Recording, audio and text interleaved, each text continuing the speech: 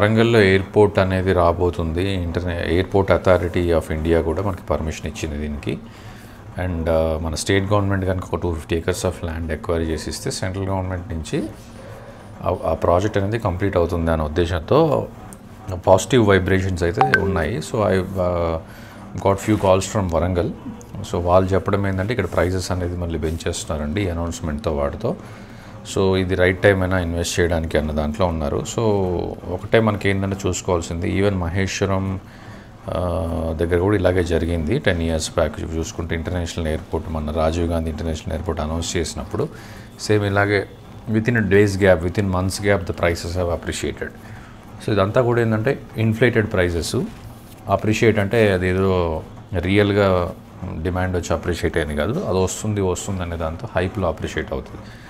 So అలాంటప్పుడు కొంచెం risk కూడా ఉంటుంది. మేబీ కంటిన్యూ అయిపోయి ల్యాండ్ ఎక్విజిషన్ సక్సెస్ అయిపోయి రియల్గా ఎయిర్పోర్ట్ వచ్చి చుట్టుపక్కల ఎంప్లాయ్మెంట్ జనరేట్ అయ్యి అక్కడ ఇల్లులు వస్తే ఖచ్చితంగా ఆ ప్రైస్ అనేది నిలబడుతుంది.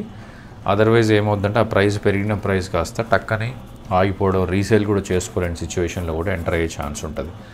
So there is a right time for everything. So ఆ రైట్ టైం కోసం వెయిట్ చేయండి. అంతేగాని ఇట్లా వాళ్ళు ప్రమోట్ చేస్తున్నారు, పక్కనలో హైప్ చేస్తున్నారు, రియల్ ఎస్టేట్ మార్కెటింగ్ ఏజెంట్స్ కానీ చుట్టుపక్కల ఎవరైనా సెలబ్రిటీస్ వచ్చి కానీ ఏదో ఒకటిలాగా ప్రమోషన్ చేసేసి ఇక్కడ అది వస్తుంది ఇది వస్తుంది అనే దాంట్లో కొన్న వాళ్ళంతా సఫర్ అవుతారు.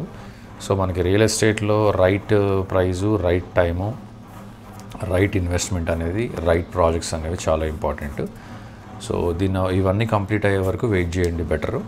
సో క్లారిటీ వచ్చిన తర్వాత ప్రాపర్గా చూసుకొని రియల్గా ప్రాజెక్ట్ ముందుకెళ్తుంది, ఇదంతా సక్సెస్ఫుల్ అయిపోయిన తర్వాత రియల్గా డిమాండ్ ఎలా ఉంటుందనే దాన్ని బట్టి బేస్ చేసుకొని ఇన్వెస్ట్ చేయండి తప్ప ఇట్లా as soon as something gets announced వెళ్ళి హై ప్రైజెస్లో కొంటే your capital will get stuck.